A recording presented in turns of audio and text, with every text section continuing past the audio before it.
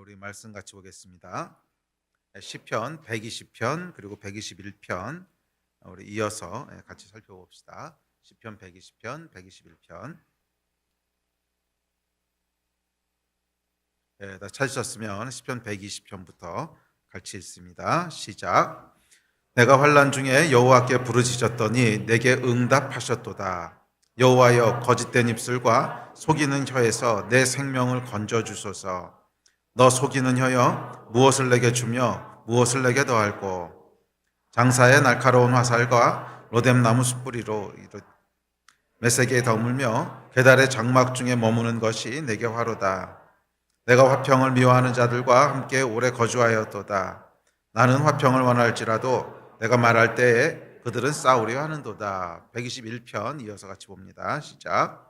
내가 산을 향하여 눈을 들리라. 나의 도움이 어디서 올까? 나의 도움은 천지를 지으신 여호와에게로소다. 여호와께서 너를 실족하지 아니하게 하시며 너를 지키시는 이가 졸지 아니하시리로다. 이스라엘을 지키시는 이는 졸지도 아니하시고 주무시지도 아니하시리로다. 여호와는 너를 지키시는 이시라. 여호와께서 내 오른쪽에서 내 그늘이 되시나니 낮의 해가 너를 상하게 하지 아니하며 밤의 달도 너를 해치지 아니하리로다.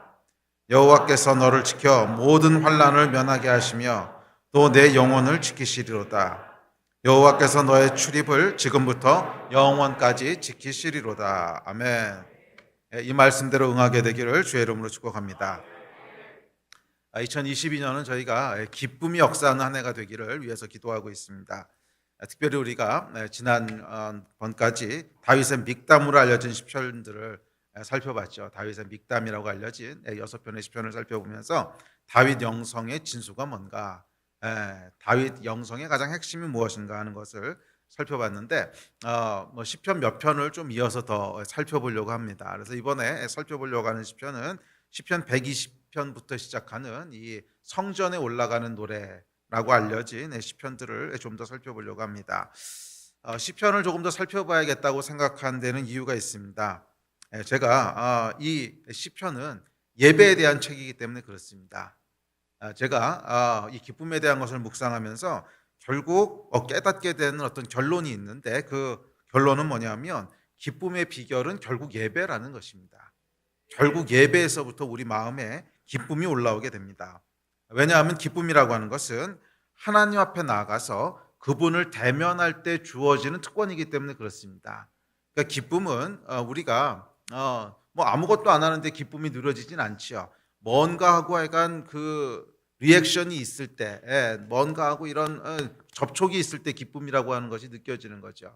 예를 들면 세상에서 기쁨이라고 하는 것도 내가 좋아하는 선물을 받았다거나 또는 좋아하는 사람과 만나서 시간을 보냈다거나 하여간 뭔가 나 외부에 있는 것을 대면하게 될 때 기쁨이라고 하는 것이 만들어지듯이 이 아주 근본적이고 영적인 기쁨도 동일합니다. 하나님을 대면했을 때 주어지는 것이 기쁨입니다. 하나님을 대면할 때 주어지는 감정이 기쁨입니다. 그래서 이 근본적인 영적인 기쁨은 예배 이외에는 주어질 수가 없습니다. 예배 이외에는 주어질 수 없습니다. 그것이 공적인 예배든 개인적인 예배든 하여간 예배를 통해서 우리가 하나님 앞에 나아갈 때, 성전에 올라갈 때 그때 주어지는 것이 기쁨입니다. 성경은 이 기쁨에 대해서 이렇게 얘기합니다. 시편 몇 구절 같이 읽어봅시다. 자, 시작. 주께서 내 마음에 두신 기쁨은 그들이 곡식과 새 포도주가 풍성할 때보다 더하니이다. 자, 이거 뭐라 그러냐면 주께서 내 마음에 두신 기쁨이래요. 그러니까 이 기쁨은 누가 내 마음에 두신 거예요? 하나님께서 내 마음 가운데 두시는 감정이라는 거예요.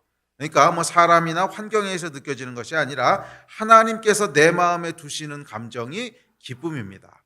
하나님께서 내 마음에 두시는 감정이 기쁨인데 이 기쁨은 곡식과 새 포도주. 자, 이 곡식과 새 포도주가 상징하는 것은 세상이 주는 즐거움에 대한 상징이죠. 세상이 주는 즐거움보다 훨씬 더하다는 거예요. 훨씬 더 큰 기쁨을 하나님께서 내 마음에 두십니다. 내 마음에 하나님께서 두세요. 자, 다음 구절 시작. 주께서 생명의 길을 내게 보이시리니 주의 앞에는 충만한 기쁨이 있고 주의 오른쪽에는 영원한 즐거움이 있나이다. 자, 여기 보면 기쁨이 어디 있대요? 하나님 앞에 있다는 거예요. 또 기쁨이 어디 있대요? 즐거움이 주의 오른편에 영원한 즐거움이 있대요. 자, 이 말은 뭐냐면 기쁨이라고 하는 것이 어디 속해 있나는 것을 보여줍니다. 하나님 앞에 기쁨과 즐거움이 있다는 거예요. 그래서 우리가 기쁨과 즐거움 가운데로 들어가기 위해서는 어디로 나가야 되는 거예요? 하나님 앞으로 나가야 되는 거예요. 그것이 예배입니다.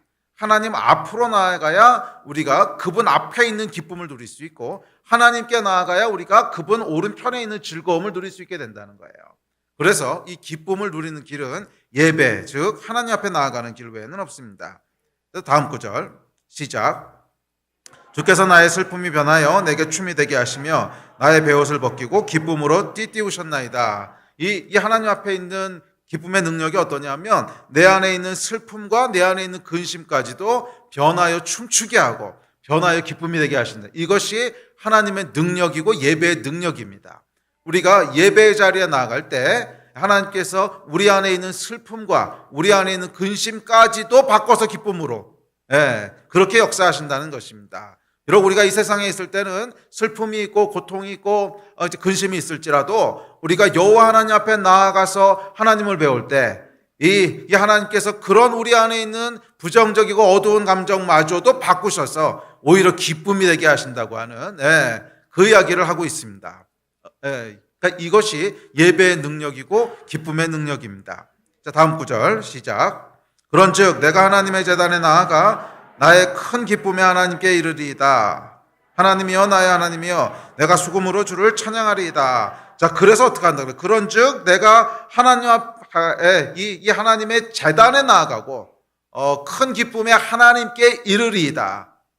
성전에 올라간다는 것입니다. 제단에 나아갈 때 하나님 앞에 나아갈 때 큰 기쁨을 누리게 되고 또 하나님을 찬양하게 됩니다. 그래요, 여러분, 기쁨이라고 하는 것은 우리가 하나님 앞에, 하나님 제단 앞에 나아갈 때 부어집니다. 이것이 예배지요. 그래서 기쁨의 핵심은 결국은 예배입니다. 하여간 예배하면 우리가 하나님을 대면하게 되고요. 하여간 예배하면 기쁨으로 들어가게 됩니다. 만약 그렇지 않고 밤낮 기쁨에 대해서 연구하고 밤낮 기쁨에 대해서 근심하고 또 우리 사회가 이렇게 바뀌어야 되고 새로운 정권은 이렇게 나가야 되고 이런 거 가지고 아무리 우리가 기대하고 소망을 걸어도 거기서 기쁨이 나오는 게 아니라는 거예요. 거기서 기쁨이 나오는 것이 아니라 정말 기쁨은 뭐예요? 하나님 앞에 있는 것입니다. 기쁨은 영적인 것입니다. 하나님 앞에서만 누릴 수 있습니다. 그래서 저희가 이 시편 120편과 또 121편을 통해서 예배에 이르게 되기를 기대합니다. 특별히 시편 120편부터 134편까지는 성전에 올라가는 노래라고 타이틀이 불려져 있는 시편들입니다. 무슨 뜻이냐면 그 이스라엘은 절기 때마다 성전에 올라가야 되는 그런 이제 규례가 있지요. 그래서 6월절 때, 77절 때, 그리고 장막절 때 의무적으로 예루살렘에 있는 성전에 올라갔는데 이 시편들은 그때 불려졌던 노래들입니다. 그래서 온 백성이 성전에 올라가는 절기에 성전에 올라가면서 불려졌던 노래들입니다. 그러니까 이 노래들의 주제는 뭐냐 하면 하나님 앞에 나아가는 것들에 대한 노래예요. 여호와 하나님 앞에 나아가는 것들에 대한 노래입니다. 그래서 우리가 이 말씀을 살펴보면서 2022년이 정말 예배 가운데 거하는, 또 예배 가운데 큰 돌파가 있는 그 예배를 통해서 약속하신 기쁨과 즐거움들이 우리 가운데 누려지는 그런 한 해가 되시기를 주의 이름으로 축복합니다. 혹시 이거 조금만 키워줄 수 있어요?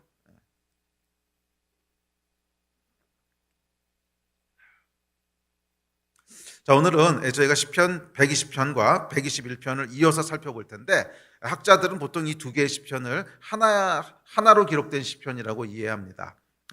이 장, 절 하는 거는 후대에 붙여진 거거든요. 이제 후대에 성경이라고 하는 책이 제법 두껍지 않습니까?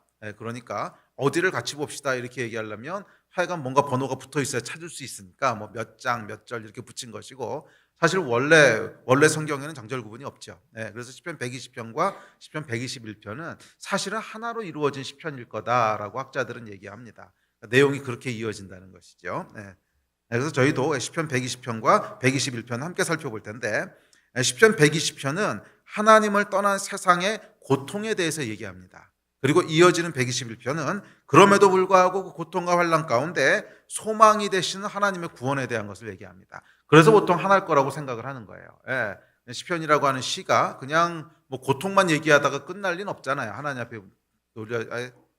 올려지는 예배가 고통이 있지만 거기서 구원하신 하나님에 대한 소망으로 보통 끝나기 때문에 그래서 시편 두 개가 아마 하나로 되어 있는 시편일 거라고 그렇게들 예상을 합니다. 먼저 시편 120편부터 살펴보고 이어서 121편을 살펴보죠. 자, 1절입니다. 자, 시작. 내가 환난 중에 여호와께 부르짖었더니 내게 응답하셨도다. 자, 1절은 시편 기자가 그리고 이스라엘 백성이 성전에 올라가는 이유에 대해서 얘기하고 있는데 그게 뭐예요? 환난 때문이라는 거예요. 내가 환난 중에 여호와께 부르짖었더니 환난 중에 여호와께 부르짖습니다. 그래 여러분, 우리가 사실은 하나님 앞에 나아가는 이유는 생각보다 단순합니다. 그것은 우리가 하나님이 필요하기 때문이에요. 그렇지 않습니까? 다른 여러 가지 이유들을 얘기하지만 물론 우리가 나중에는 신앙이 점점 성숙해 가면서 이 우리의 어떤 필요나 환난 때문이 아니라 하나님 그분 존재에 대한 어떤 예배와 친밀함에 이르게 되지만 그것은 이제 나중 얘기고, 처음에 하나님 앞에 나아가는 이유는 뭐예요? 처음에 하나님 앞에 나가는 이유는 하나님이 필요하기 때문에 그런 거죠. 우리 삶 가운데 고통이 있고 환난이 있기 때문에 그래서 하나님 앞에 나아가게 되지, 아무런 어려움이 없고 아무런 환난이 없는데 주 앞에 나아가게 되지는 않는다는 거죠. 조금 더 일반적으로 얘기하면 하나님을 떠난 세상이 타락이 주는 고통 가운데 있기 때문에 하나님을 찾게 되는 것이지, 만약에 여러분 우리가 사는 세상이 파라다이스예요. 아무런 고통도 없고 아무런 어둠도 없고 아무런 눈물도 없어요. 그러면 구원이라고 하는 것이 필요할까요? 이미 그게 구원받은 상태잖아요.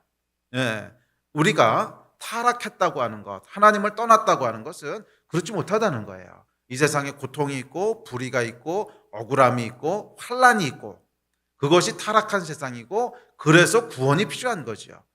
우리는 유토피아에 살고 있는 게 아니라는 거예요. 타락한 세상 가운데 살고 있고 그렇기 때문에 구원이 필요한 존재들이에요. 그 얘기를 다시 얘기하면 하나님이 필요한 존재라는 거예요. 우리는 환난 가운데 있고 그 환난으로 인하여 하나님이 필요한 존재입니다. 그것이 예배의 이유입니다. 예배의 이유라고 하는 건 좀 뭐한데, 그러니까 예배가 시작되는 시작점입니다. 그렇죠. 우리 그 삶에는, 우리 인생에는 우리 힘으로 해결할 수 없고 감당할 수 없는 일들이 존재합니다. 인간은 유한한 존재고 우리는 타락한 가운데 있어요. 그래서 해결할 수도 없고 감당할 수도 없는 일들이 존재하고, 그런데 이것이 우리가 하나님 앞에 나아가는 예배의 시작점이 됩니다. 타락한 세상 가운데 살아가고 있다는 거예요. 하나님이 필요한 이유는 우리가 하나님을 떠나 타락한 세상 속에 살고 있기 때문입니다. 세상만 타락한 것이 아니라 나도 타락했죠. 세상만 나를 고통스럽게 하는 것이 아니라 내 마음 하나도 내 마음대로 주체가 안 됩니다. 그렇지 않습니까? 내 마음조차도 내 마음대로 주체가 안 돼요. 그래서 누가 필요합니까? 하나님이 필요한 거죠. 세상이 주는 고통, 나도 내 마음대로 되지 않는 이 타락한 세상, 이 세상 가운데 우리가 하나님을 찾게 됩니다. 부르게 됩니다. 부르짖는다는. 그래서 내가 환난 중에 여호와께 부르짖었더니 이렇게 시편이 시작됩니다. 그래 여러분, 우리 인생은요 부르짖어야 됩니다. 부르짖어야만 살 수 있습니다. 살려주십시오 하나님, 살려주십시오 하나님, 나는 하나님이 필요합니다. 절실히 필요합니다.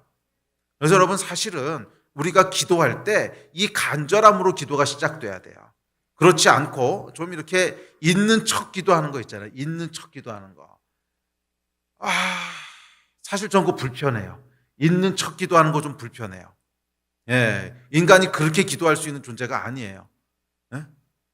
그러니까 인간이요 그렇게 고상한 존재도 아니고요. 그리고 인간이 그렇게 깊이 있는 존재도 아니에요. 물론 정말 성령의 임재 가운데로 들어가면 그렇게 기도하게 돼요. 그런데 그것은 내가 기도한다기보다는 내 안에 있는 성령께서 기도하게 하시는 거거든요. 그래서 기도가 깊게 들어가면 정말 깊이 있는 기도들이 나와요. 그건 사실이에요. 그렇지만 그렇게 시작할 수 있는 존재는 아니더라고요. 우리가 그렇게 기도를 시작할 수 있는 존재가 아니에요. 우리의 기도는 항상 어떻게 시작되냐면 살려주십시오 하나님 이렇게 시작하는 것이 정직한 기도 아닐까요? 그것 때문에 하나님을 찾는 거 아닙니까? 아무런 필요도 없고 아무런 구원의 필요도 없는데 나는 하나님이 너무 좋아서 나왔다, 이런 고상한 인간은 없어요. 다 우리는 타락한 존재고 다 우리는 부족하고 유한한 존재이기 때문에 우리 안에 있는 성령께서 역사하실 때 우리가 다른 존재가 되기는 합니다. 그것은 우리 안에 성령께서 역사하셔서 다른 것을 기도하게 하시고 우리 안에 성령께서 정말 우리로 존귀한 존재가 되게 하시는 그건 분명히 존재하지만 우리가 기도로 들어갈 때는 그렇게 들어갈 수 있는 게 아니더라고요. 네. 그래서 우리의 모든 기도는 뭘로부터 시작되냐면 살려주십시오 하나님 하는 걸로 시작돼야 됩니다. 주여 내 인생을 구원하여 주십시오. 주여 나는 하나님이 필요합니다. 나는 연약한 존재입니다. 나는 내 마음 하나도 어찌할 수 없는 존재고 나는 내 인생 하나도 내 마음대로 살 수 없는 존재고 주여 연약하고 타락하고 부족한 존재입니다. 하나님 살려주십시오. 하나님 살려주십시오. 이것이 여러분 하나님 앞에 나아가는 시작점인 줄 믿습니다. 여기서부터 시작해야 돼요. 여기서부터 시작하여서 우리 안에 성령께서 역사하시면서 더 깊고 높은 기도로 들어가게 하시는 거예요. 아멘. 그러면 여러분 좀 잘난 체 하지 마십시다. 저도 그렇고 여러분도 그렇고 너무 고상하게 기도하려고 그러지 말고요. 그냥 이렇게 적나라하게 기도합시다. 주여 살려주십시오. 내가 환난 중에 부르짖었더니 내게 응답하셨도다. 할렐루야. 이게 여러분 기도의 시작이고 사실은 기도의 야성이에요. 이걸 잃어버리고 나니까 우리의 기도가 힘을 잃어버리더라고요. 우리의 기도가 힘을 잃어버려요. 진짜 기도의 능력은 어디서부터 나오냐면 이 적나라한 기도로부터 나와요. 주여 살려주십시오. 내가 환난 중에 여호와께 부르짖었더니 내게 응답하셨도다. 이 기도. 이것이 예배로 들어가게 하는 시작점이 됩니다. 우리 인생에는 하나님이 필요하다는 거예요. 나에게는 하나님이 절대적으로 필요하다는 거예요. 이것이 성전에 올라가는 이유고 이것이 우리가 기도하는 이유고 이것이 우리가 예배하는 이유입니다. 나는 하나님이 필요합니다. 나는 하나님의 도움이 절실히 필요합니다. 꺼져가는 촛불도 끄지 않으시고 상한 갈 때도 꺾지 않으시는 하나님의 은혜와 긍휼이 무엇보다도 필요합니다. 여러분 성전에 올라가는 자의 마음이고 기도하는 예배의 마음인 줄 믿습니다. 내가 환난 중에 부르짖음에 주께서 내게 응답하시니라. 내가 작년에도 여러 번 얘기했지만 배부른 사람은요 인생에 별로 필요가 없는 사람은 굳이 하나님의 성전에 올라가지 않아요. 굳이 하나님을 찾지 않습니다. 그래서 예수께서 말씀하셨죠. 심령이 가난한 자가 복이 있다고. 성경 구절 몇 구절 같이 볼까요? 시작. 심령이 가난한 자는 복이 있나니 천국이 그들의 것이며 애통하는 자는 복이 있나니 그들이 위로를 받을 것이며 의에 줄이고 목마른 자는 복이 있나니 그들이 배부를 것이며. 결국 여러분 연약한 자만이 하나님을 찾아요. 내 삶의 한계를 인식한 사람. 나는 하나님이 없으면 안 되는구나. 나는 그렇게 고상한 존재도 아니고 나는 그렇게 능력 있는 존재도 아니고 나는 그냥 하나님이 없으면 안 되는 존재구나. 내 인생에는 다른 건 다 필요 없고 하나님이 있어야 되는구나. 내 인생은 하나님이 없으면 그냥 쓰레기구나. 내 인생은 하나님이 없으면 그냥 아무것도 아닌 고깃덩어리구나. 내 인생은 하나님이 있어야 되는구나. 딴 거 다 모르겠고 나에겐 하나님이 있어야 됩니다. 나는 하나님이 있어야 됩니다. 나는 하나님이 필요합니다. 이 연약한 마음, 이 연약한 영이 있을 때 우리가 성전에 올라가게 됩니다. 하나님을 찾아 올라가게 됩니다. 이것이 여러분 예배의 마음입니다. 예배의 마음입니다. 정말 하나님 아니면 소망이 없습니다. 나는 하나님 아니면 안 됩니다 하는 이 절박함, 이것이 예배로 들어가는 마음이에요. 이 심령이 가난한 복이 저와 여러분 가운데 충만하기를 주의 이름으로 축복합니다.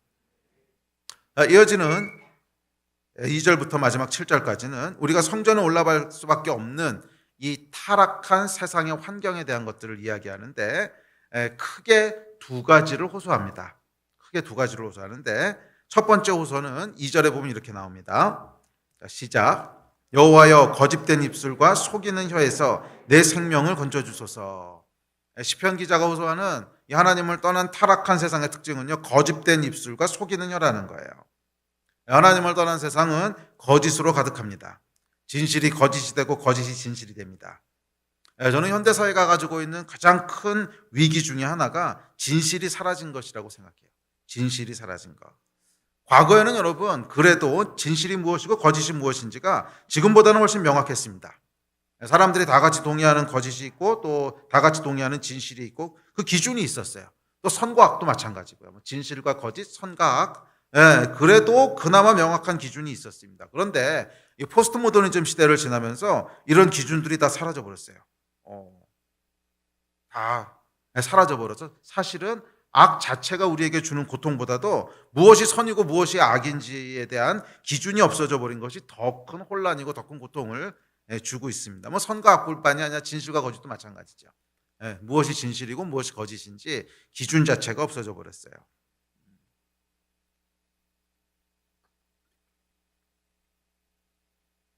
과거에는 여러분 그래도 무엇이 진실이고 무엇이 거짓인지를 결정하는 기준이 있었습니다.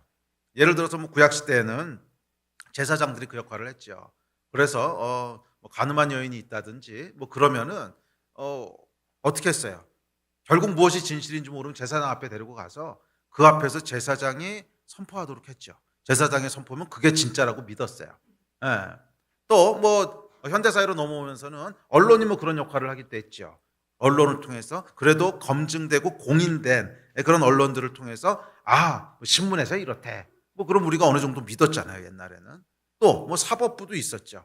뭐 재판을 걸어가지고 결국 무엇이 진짜인지 모르겠을 땐 재판을 걸어서 사법부에서 판단을 해주면 결국 진실은 이거래. 뭐 이런 식으로 믿는 뭐 그런 게 있었어요.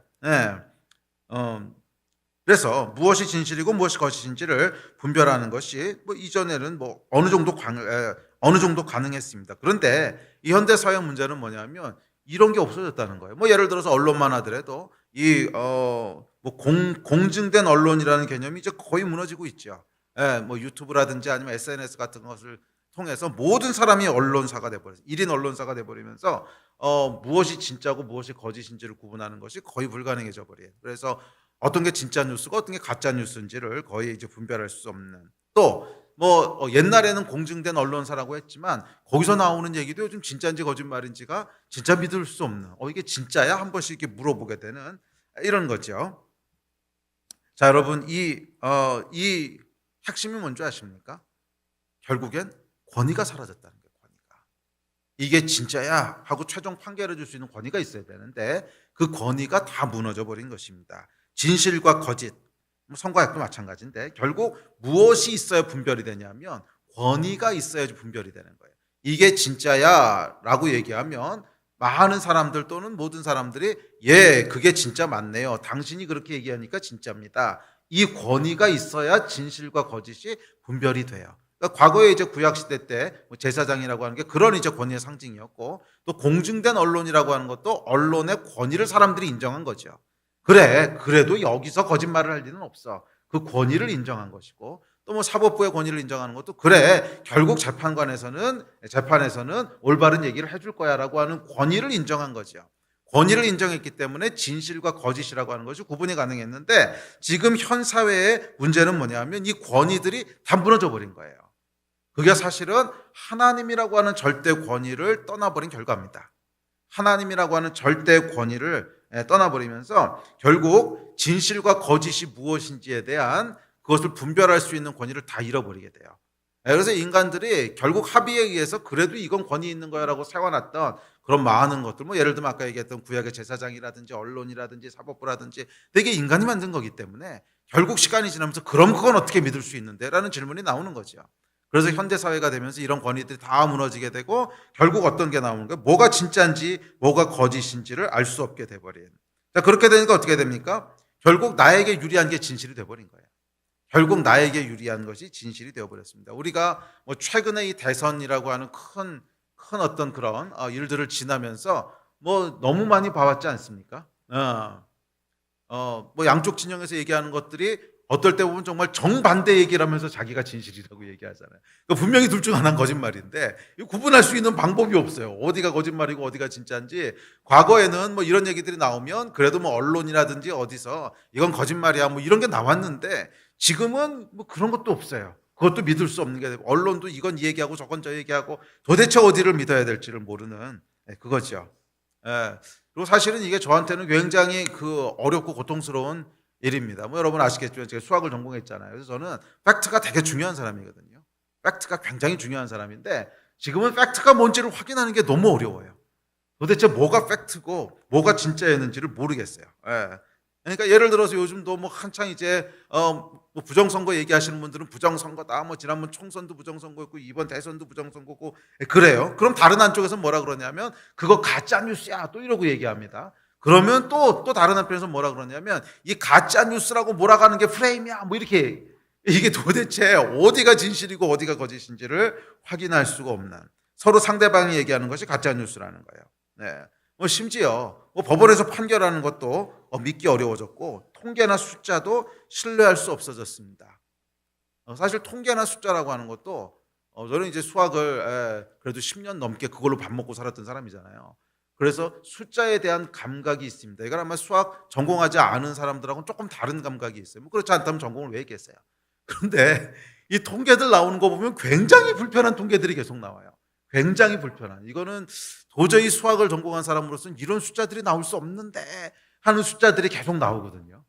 그러니까 이거는 뭔가가 지금 잘못된 게 저지러지는데 확인할 방법이 없어요. 이거는 통계적으로 수학적으로 불가능한 숫자인데 저런 숫자는 나올 수가 없는데 그런 숫자들이 막 나오는데도 그게 그냥 사실이라고 다 사람들이 믿고 또 우기고 뭐 그런 거죠. 그러면서 저는 우리 사회가 가지고 있는 정말 심각한 문제는 이 기준이 다 무너져 버리는 것이 아닌가. 무엇도 믿을 수 없는.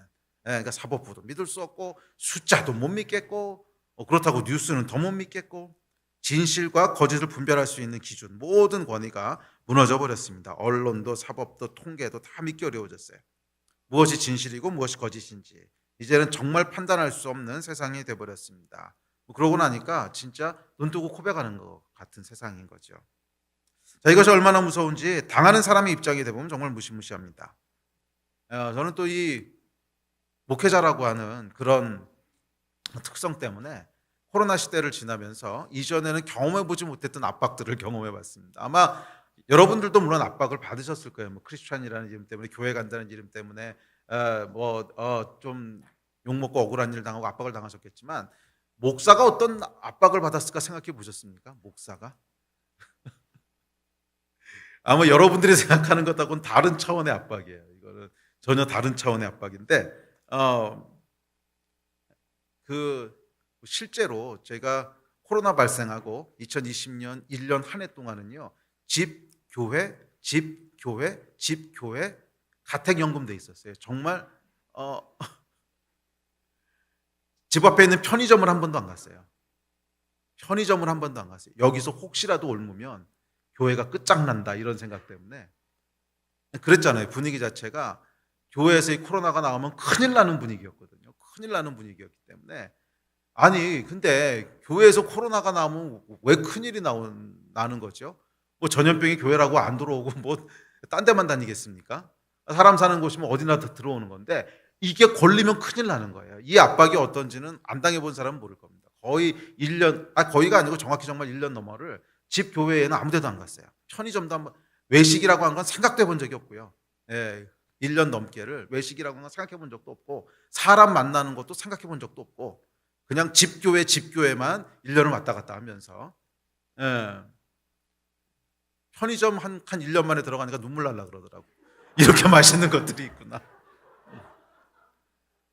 그래도 감사한 거는 쿠팡이 있어가지고서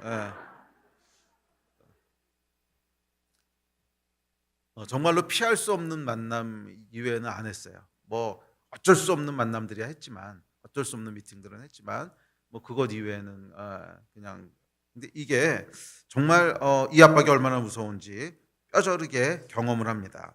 언론을 통해 프레임이 씌워지고 사회적 압박과 더불어 공권력의 압박이 들어오면 이거 생각보다 굉장히 무시무시합니다. 그러니까 개인이 감당하기에는 굉장히 크고 고통스러운 일입니다. 그리고 일단 어떤 프레임이 씌워지고 나면요 아무리 아니라고 외쳐도 들어주는 사람이 없어요. 오히려 이상한 사람 취급하고 또라이 취급을 합니다. 진실이 거짓이 되고 거짓이 진실이 됩니다. 호소할 것이 없습니다. 왜? 호소할 수 있는 권위가 무너져서 사라졌으니까. 어디 권위가 있어야 호소할 거 아니에요. 언론에 호소를 하던 법에 호소를 하던 하여간 뭔가 억울하고 이게 사실이 아니면 호소하면 그 권위가 팩트를 체크하고 아니네 이렇게 얘기해 줄 수 있는 권위가 있어야 되는데 이 권위가 다 무너져서 어디 호소할 데가 없어요. 여기다 호소해도 안 돼. 저기다 호소해도 안 돼. 아무 데도 호소할 것이 없어요. 예, 그것을 시편 120편 2편이 이렇게 얘기하는 거예요. 2절이. 자, 시작. 여호와여 거짓된 입술과 속이는 혀에서 내 생명을 건져 주소서. 이게 여러분 거짓된 세상 또는 참과 거짓을 분별할 수 있는 권위가 무너진 그 고통 속에 살아가는 시편 기자의 호소입니다. 여호와여 거짓된 입술과 속이는 혀에서 내 생명을 건져 주소서. 예. 이 고통이 얼마나 큰지 5절에서 이렇게 얘기합니다. 자, 5절 시작. 메색에 머물며 계달의 장막 중에 머무는 것이 내게 화로다. 새 번역에 보면 이렇게 번역했습니다. 시작. 괴롭구나. 너희와 함께 사는 것이 메색 자손의 손에서 나그네로 사는 것이나 다름없구나. 계달 사람의 천막에서 더부살이하는 것이나 다름없구나. 예. 고통스럽다는 거예요. 거짓된 입술과 속이는 혀 사이에서 살아가는 것이 이렇게 그 이방인들 가운데 나그네로 더부살이로 살아가는 것 같다는 거예요. 이게 여러분 무슨 말씀인지 아시겠죠? 이렇게 이방인들 가운데 또는 다른 족속 가운데 나그네로 더부살이라고 있으면 억울한 일을 당해도 호소할 것이 없어요. 예, 아니 호소해봐야 자기 민족 편을 들겠지 우리 편을 들어주겠습니까? 그러니까 이게 여러분 나그네 서름 아닙니까?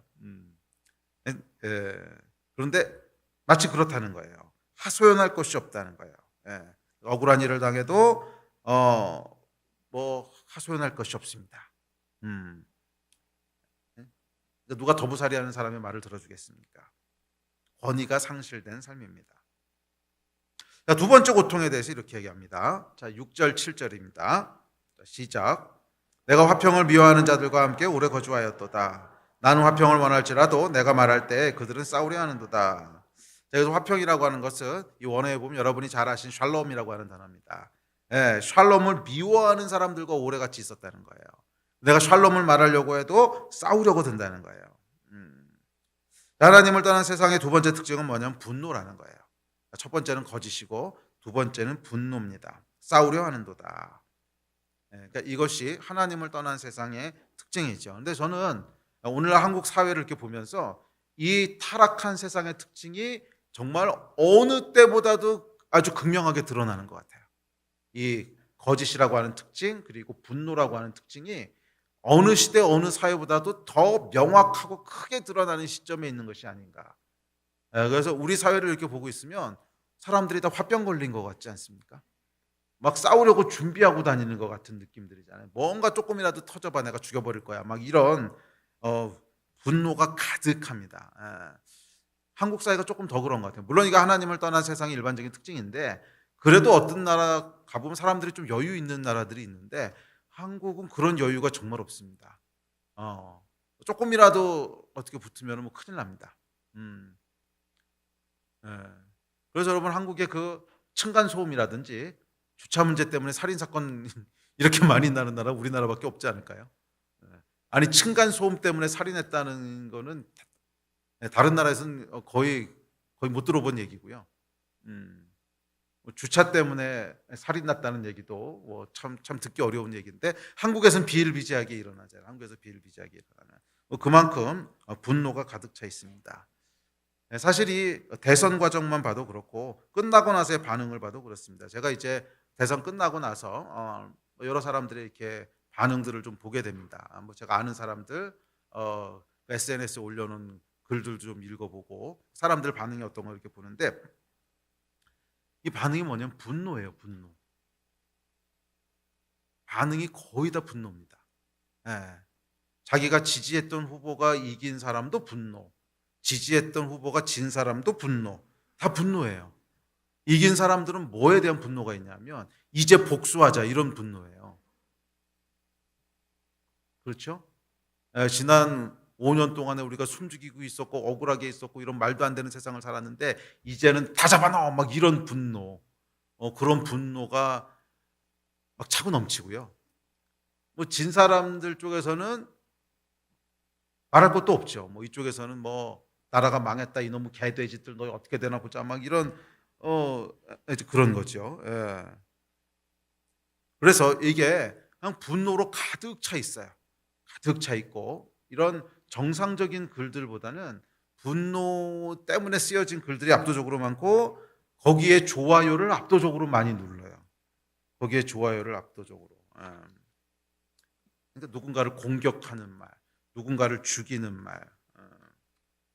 뭐 그러지 말자라고 하면요 욕 엄청 먹습니다. 뭐 심지어 제가 살펴보는 것들은 그래도 어쨌거나 이제 믿는 분들 글들을 많이 살펴보죠. 예. 그래서 SNS에 올라오는 것도 보면 뭐 이제 목사님들이나 아니면 뭐 선교사님들이나 이런 분들 글들을 많이 보는데 거기 이제 기도하자라는 얘기들이 많이 나오는데 기도하자라고 하면서도 분노가 막 이렇게 글 속에서 막 그냥 나와요. 이렇게 칼을 갈면서 기도하자 그러는 게 칼을 갈면서 기도하자 그러는 게 예. 그 제가 한 글에서는 목사님이시더라고요. 예. 한국 교회를 위해서 기도하자. 한국 교회 회복과 개혁을 위해서 기도하자고 하는 글을 읽는데 거의 쌍욕 직전이시더라고요. 쌍욕 직전이고 제가 막 이렇게 등에 소름이 막 돋으면서 저분 앞에 잘못 갔다가 내가 좀 두들겨 맞겠구나 막 이런 느낌이. 예. 그러니까 이 한국 교회 이 썩어 빠진 목사 새끼들하고 뭐 이런 거죠. 예. 그게 한국 교회를 다 망쳐놔서 이런 말도 안 되는 극우 세력을 만들었다 기독교를 막 이거에 대한 분노가 그거 읽고 있다가 제가 와 아니 기도하자면서 이렇게 분노에 가득 차 이게 가능한가? 자 그렇다는 거예요. 자 이것이 여러분 시편 120편의 메시지입니다. 나는 화평을 원할지라도 내가 말할 때에 그들이 싸우려 하는도다. 우리 사회는 여러분 정말 분노에 가득 차 있습니다. 그래서 우리가 대선 때 우리가 기도했던 것은 여러분 거짓을 대적하는 기도를 많이 했죠. 그것이 뭐 우리가 여당을 위해서 기도하고 야당을 위해서 기도 그런 것이 아니라 그냥 거짓의 기초에서 선거가 이루어지지 않게 해주십시오. 거짓이 드러나게 해주십시오. 공명정대하게 선거가 이루어지게 해주십시오. 또 후보자들에게도 정직한 마음을 주십시오. 또 투표하는 사람들에게도 뭐 미혹되거나 속지 않고 잘 분별할 수 이것이 거짓을 대적하는 기도였다면 이 대선 후에는 저희가 분노를 대적하는 기도를 해야 될 것 같아요. 분노를 대적하는 기도를 해야 돼요. 분노로는 절대로 선한 결과가 나올 수 없습니다. 분노로는 절대로 선한 결과가 나올 수 없습니다. 시편 120편이 정확하게 이 두 가지를 얘기합니다. 거짓이 주는 고통이 있고 분노가 주는 고통이 있다는 거예요. 타락한 세상, 이 하나님을 떠난 세상의 두 가지 다미넌트한 특징은 거짓과 분노라는 거예요. 그래서 우리가 이 대선 전까지 나라와 민족을 위해서 기도하면서 거짓에 의해서 돌아가지 않도록 계속 중보기도 했다면 지금은 이 분노에 의해서 사람들이 움직이지 않도록 기도해야 될 때라고 믿습니다. 자, 이런 상황 가운데 오래 거주하는 것이 피곤하고 괴로운 일입니다. 그래서 아까 읽었듯이 5절에 이렇게 고백합니다. 시작. 괴롭구나. 너희와 함께 사는 것이 매색자손의 손에서 나그네로 사는 것이나 다름없구나. 배달 사람의 천막에서 더부살이하는 것이나 다름없구나. 괴롭다는 거예요. 자, 그런데 감사한 건 뭐냐면 여기서 예배가 시작된다는 것입니다. 왜요? 세상에 호소할 것이 없으니까. 세상에 호소할 것이 없을 때 비로소 우리가 어디 호소하게 됩니까? 하나님께 호소하게 됩니다. 우리가 비로소 하나님을 의지하게 됩니다. 우리가 이 거짓과 분노 가운데 있는 세상에서 유일하게 의지할 수 있는 곳은 하나님밖에 없기 때문에 그래서 성전에 올라가게 되는 것입니다. 성전에 올라가는 것밖에는 소망이 없는 거예요. 이 땅에 역사하는 거짓을 어찌해야 됩니까? 내 안에 역사하는 거짓은 어떻게 해야 됩니까? 이 땅에 역사하는 분노는 어떻게 해야 됩니까? 내 안에 역사하는 분노는 어떻게 해야 됩니까? 성전에 올라가는 것밖에는 해답이 없어요. 성전에 올라가서 그분의 임재를 대하고 성전에 올라가서 거룩하신 하나님을 대면하고 성전에 올라가서 그 앞에 있는 기쁨과 즐거움을 대면할 때 그것 외에는 다른 해답이 없는 거예요. 내 안에 있는 분노, 이 땅에 있는 분노, 내 안에 있는 거짓, 이 땅에 있는 거짓에 대한 유일한 해답과 유일한 소망은 성전에 계신 하나님밖에 없습니다. 우리가 호소할 것은 성전에 계신 하나님밖에 없어요. 그래서 시편 120편 성전에 올라가는 노래의 첫 번째 시작은 이 환난 가운데 있는 상황을 묘사합니다. 이 거짓 가운데 있는 세상, 분노 가운데 있는 세상, 그래서 괴롭구나 탄식할 수밖에 없는 환난 중에 있는 나의 상황을 여호와 하나님께 호소하는 것으로 시작합니다. 이게 여러분 예배의 시작이고 이게 성전에 올라가는 자의 시작이라고 믿습니다. 여호와 하나님 밖에는, 성전 밖에는 호소할 곳이 없습니다. 성전 외에는 소망이 없습니다. 여호와 하나님이여 나를 구원하여 주십시오. 이것이 여러분 시편 120편의 고백인 줄 믿습니다. 그래서 어떻게 보면 이런 고통과 환난이라고 하는 것이 감사하기도 해요. 그러니까 우리가 여호와 하나님을 찾게 되는 거 아닙니까? 그러니까 우리가 하나님 앞에 기도하게 되고, 그러니까 우리가 성전을 찾게 되는 것입니다. 그래서 시편 기자는 오늘도 성전에 올라갑니다. 구원하심을 기대하며. 그래서 그것이 이어지는 121편입니다. 자, 121편 1, 2절 같이 볼까요? 시작. 내가 산을 향하여 눈을 들리라. 나의 도움이 어디서 올까? 나의 도움은 천지를 지으신 여호와에게로소다. 아멘. 이 시편 기자가 성전에 올라가서 산을 향하여 눈을 듭니다. 이 산이라고 하는 것은 여호와의 성전을 상징하는 말입니다. 이 성전이 시온산 위에 있었죠. 그 당시에는 높은 곳에다가 왕궁과 성전을 짓습니다. 왜냐하면 안전한 곳이기 때문에. 그래서 산을 향하여라고 하는 것은 성전을 향하여 이런 뜻입니다. 내가 여호와께서 계신 곳을 향하여 눈을 들리라 이런 말이에요. 내가 여호와께서 계신 곳을 바라여 눈을 듭니다. 여기서부터 이제 반전이 시작되는데 그때 시편 기자의 눈에 뭐가 보이는 거예요? 나의 도움이 어디로부터 오는지가 보이기 시작하는 거예요. 아, 나의 도움이 여호와 하나님께로부터 오는구나. 나의 도움이 여호와 하나님께로부터 오는구나. 이것이 보이기 시작하는 줄 믿습니다. 네. 우리는 그래서 여러분 성전에 올라가야 돼요. 우리는 예배의 자리로 나아가야 돼요. 그래서 그곳에서 나를 지키시고 나를 돌보시고 나를 나와 함께 계시는 이 하나님의 임재를 대면해야 돼요. 그럴 때 우리 안에 뭐가 일어나냐면 변화가 일어나는 거예요. 아, 소망이 있구나. 아, 아직도 이 땅을 지키시는 분이 계시구나. 여러분 그렇지 않고 이 땅만 계속 바라보고 있으면 어떻게 되는 줄 아십니까? 거짓된 입술과 속이는요. 계속 바라보고 있으면 아무리 우리가 믿는 자고 아무리 우리가 뭐 성경적 가치를 어쩌고 저쩌고 얘기해도 우리 마음이요. 계속 침체돼요. 계속 침체돼요. 그렇지 않습니까? 계속 거짓된 것들이 돌아가고 이 거짓을 어디다 호소할 때도 없고 그럼 뭐가 올라오냐면 분노만 올라옵니다. 이놈의 새끼들 이거 다 뭐 쥐어 그냥 번개를 치셔서 막 그런 말이 나오든지 아니면 자기가 원하는 후보가 당선이 되면 이제부터 그냥 다 때려 부수고 복수해 뭐 이런 마음이 올라오든지 하여간 땅만 계속 바라보고 있으면 우리 마음이 어떻게 점철되냐면 분노에 점철되는 거예요. 또는 거짓에 점철되는 거예요. 이 거짓, 그러니까 나도 그 거짓이 그냥 에휴 세상은 다 이렇게 사는 거야 그러면서 거기에 동화되든지 아니면 그것 때문에 분노하게 되든지 아니면 그것 때문에 절망하게 되든지 뭐 이런 거예요. 근데 이 마음이 다 뭐냐면 굉장히 부정적인 마음들이에요. 분노하고 절망하고 포기하고 여러분 이 하나님의 공의와 정의는 분노에서 나오는 것이 아닙니다. 주의 공의와 정의는 긍휼과 사랑에서 나오는 것입니다. 그런데 타락한 세상만 계속 바라보고 있으면 그래서 그것 때문에 고민하고 그것 때문에 속상해하고 그것 때문에 분노하고 있으면 우리 마음도 이 어둠에 그냥 점철돼 버리는 거예요. 그것이 연약한 인간의 현실입니다. 아니요 여러분 우리는 마음을 지켜야 됩니다.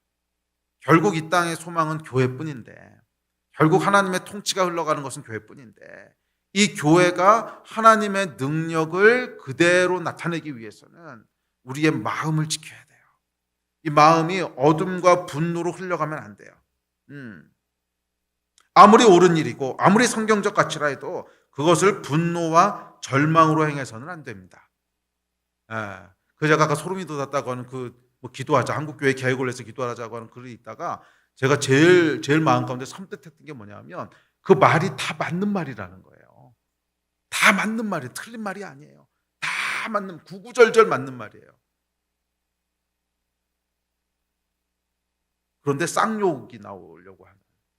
그렇죠. 너무 속상하니까 그런 말이 나오겠죠. 아니 여러분, 뭐 성경적 가치를 하고 뭐 정의를 실행하고 이 땅 가운데 공의를 흘려보내고 다 좋은데 분노에서 나와서는 안 돼요. 부정적인 데서 나와서는 안 돼요. 그것은 정말 이 땅을 사랑하신 하나님의 긍휼과 사랑과 그래서 이 마음이 어디로부터 나와야 되냐면 기쁨과 샬롬과 소망에서부터 나와야 돼요.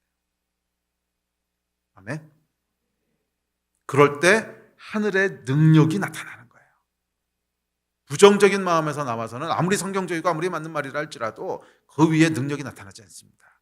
하늘의 능력은 어디서부터 나타나냐면 우리 마음 가운데 하늘에 있는 것들, 기쁨과 평화, 샬롬과 소망과 이런 것들이 역사하기 시작할 때 거기서부터 능력이 나타나는 줄 믿습니다.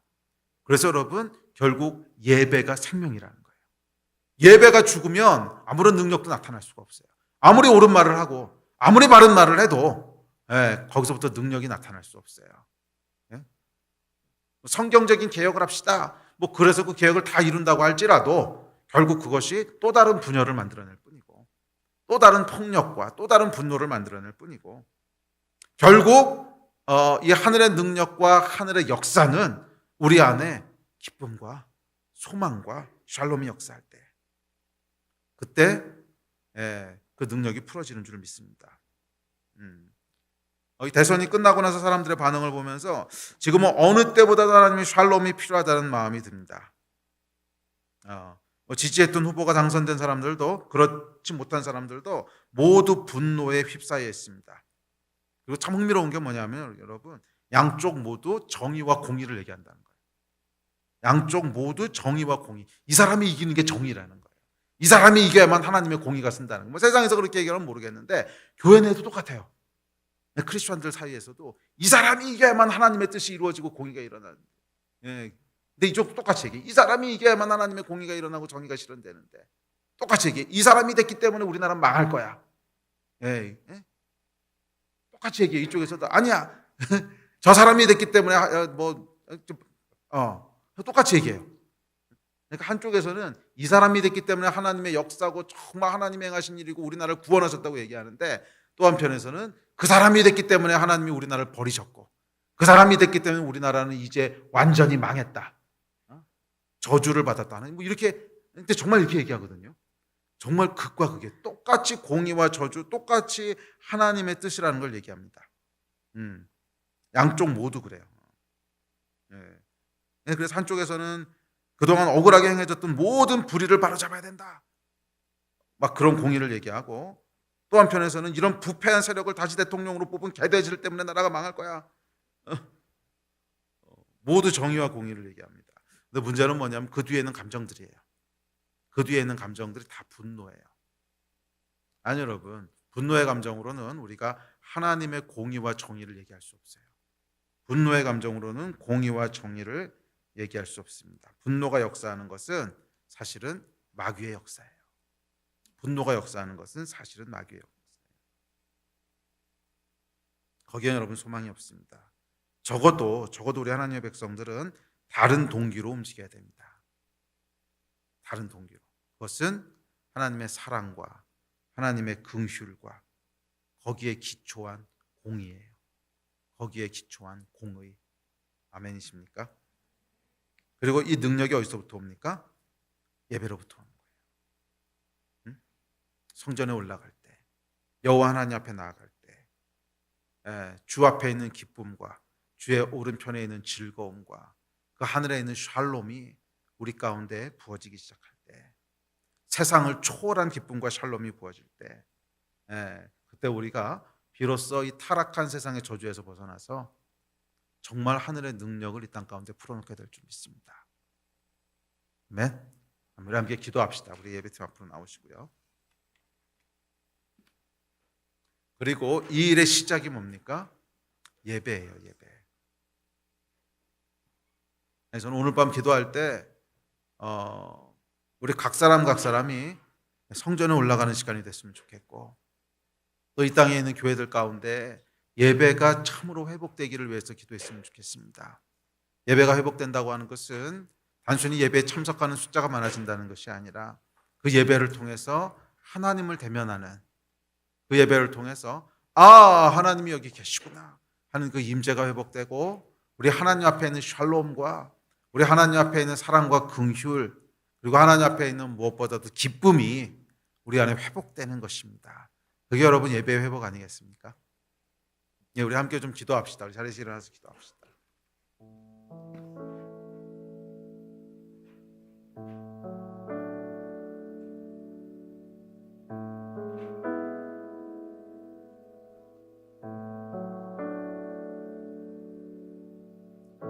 우리 아까도 잠깐 나눴지만 이 대선 전까지 우리가 나라와 민족을 위해서 참 열심히 기도했는데 끝나고 나서도 동일하게 우리 기도해야 된다는 마음을 주십니다. 그것은 이 땅이 분노로 인하여 분열되는 것이 아니라 정말 기쁨과 소망이 역사하는 나라가 되게 해주십시오. 분노의 영이 떠나게 해주십시오. 그러기 위해서는 뭐가 선행돼야 돼요? 교회 가운데 예배가 먼저 회복되게 해주십시오. 이 샬롬과 기쁨은 결국 하늘로부터 오는 것인데 세상은 잘 모르겠습니다. 그렇지만 하나님의 백성들 사이엔 이것이 먼저 회복돼야 되지 않을까요? 그리고 하나님의 백성들 가운데 이게 회복되지 않는데 세상에서 이 회복이 먼저 일어날 리는 없습니다. 우리 함께 기도합시다. 난 기도할 때 주님, 이 땅의 교회들 가운데 예배가 회복되게 하여 주시고 그 예배를 통하여 하늘의 기쁨과 하늘의 샬롬이 먼저 회복되게 하여 주시고 그래서 진보든 보수든 관계없이 우리 안에 정말 하나님이 주시는 그 공의와 하나님이 주시는 기쁨과 하나님이 주시는 소망과 우리 하나님이 주시는 사랑과 긍휼의 마음 가운데 이 땅에 거룩한 하나님의 나라를 세워가게 하여 주십시오. 분노와 거짓이 역사하는 사회가 아니라 정말 사랑과 그리고 진실이 역사하는 사회가 되게 해주십시오. 그런 나라와 그런 민족이 되게 하여 주십시오. 교회 가운데 예배가 회복되게 하여 주십시오. 성전에 올라가는 역사들이 있게 하여 주십시오. 이를 위해서 우리 같이 주여 3번 부르짖고 우리 합심해서 기도했으면 좋겠습니다. 기도하시겠습니다. 주여